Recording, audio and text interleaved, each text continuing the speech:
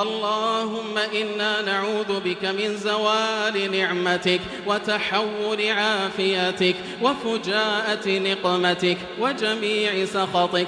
اللهم إنا نعوذ بك من جهد البلاء ودرك الشقاء وسوء القضاء وشماتة الأعداء.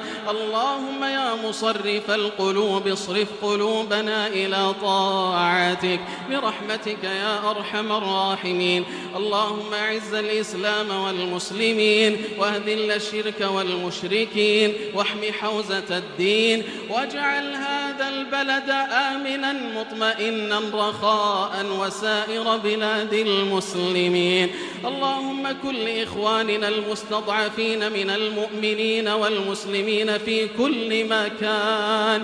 اللهم كن لهم عونا ونصيرا ومؤيدا وظهيرا. اللهم إنك قلت وقولك الحق ألا إن نصر الله قريب. اللهم إنا نسألك لهم فرجا عاجلا ونصرا قريبا. اللهم آمنا في أوطاننا وأصلح أئمتنا وولاة أمورنا